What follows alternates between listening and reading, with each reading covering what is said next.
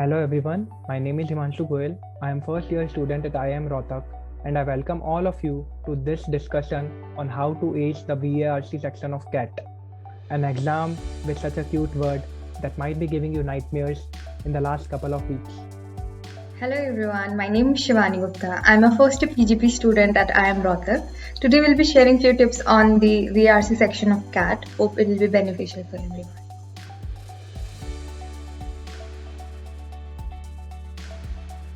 First of all, since it's the first section in your 2 hours CAT paper, so keeping a calm, cool and a focused mind is very essential.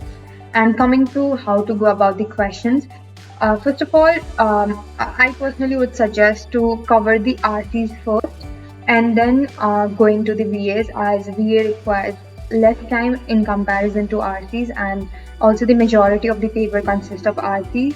Also in RCs, also skimming through the paper which are the RCs you would want to go first, and then the other RCs and VA. Also it's subjective. People also do VA first and RC. So make sure you use the time judiciously. You need to first set your RC strategy in advance. You can either read the RCs in their entirety and then head over to questions, or you can take a look at questions first and then come back to a specific part of RCs where the questions could be from, or you could look at the vital part of the RCs, then look at questions and navigate back and forth. And among the three question types, summary, odd one out and parajumbles, start with the one you have performed historically well in mocks and you are comfortable while attempting them.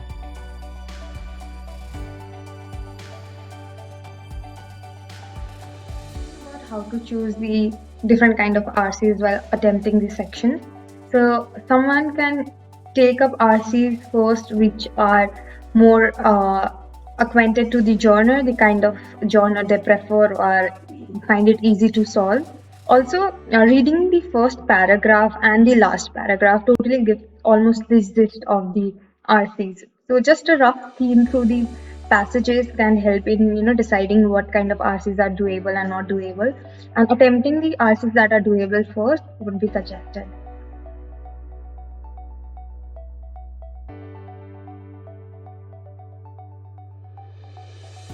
VARC section is not just about knowledge in language but also about critical thinking.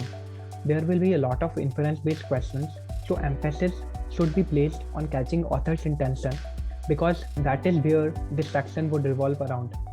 The inference based questions can only be solved if you have understood the passage and have developed the ability to read between the lines.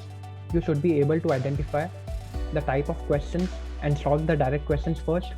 Guesses in these questions will only lead to a negative marking because such questions are complex and can only be solved after practicing consistently.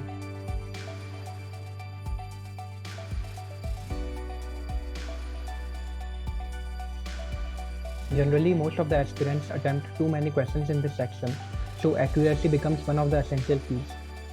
I would recommend all of you to not force yourself to arrive at an answer.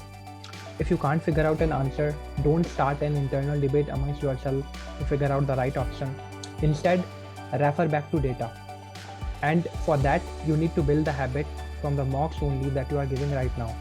If you are not that confident with an option, don't go for it, and getting stuck between two really close options is one of the most commonly encountered scenario in this section. Always use your logic and comprehend the question to what it is asking you. Spend another 15 seconds if you are confused between two options and look at which option amongst the last two can be eliminated, because being particular about accuracy is super crucial in this section.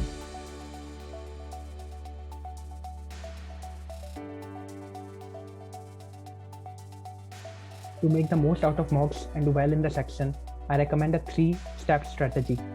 The first step is to identify your sweet spot, which is to run through entire paper, mark the easy and medium questions and attempt them first. You have to identify what you can do best naturally. The second step is to identify your weak spot. Over the mocks that you will be giving in some next weeks, regularly note down your performance and you will be able to gradually see the pattern. For example, after analyzing my pattern during my CAT, I came to know that parajumbles was at the end of spectrum for me.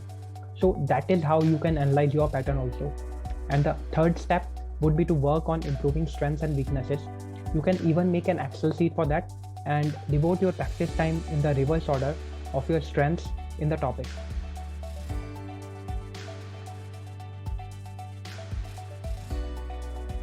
Talking about the last 15 days and the strategies to be followed for this section in those 15 days would be mainly focusing on attempting more, and also the different kind of questions you do, and the kind of questions that you attempted were wrong and right, and focusing more on questions that were wrong, analyzing these questions, and then revisiting those mistakes and working on it.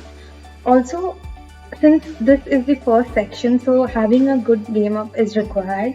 So make sure that you are very comfortable with the section. So make this 15 days should be invested well on this section. In essence, practice, identify your strengths and weakness, monitor your performance, and then choose your questions wisely. Remember, a great strategy is not only about opening the right doors, but also closing the wrong ones. An additional piece of unsolicited advice from my side would be to sleep well, because it definitely helps in improving your accuracy much more than any amount of test practice. At last, all the best for your CAT exam.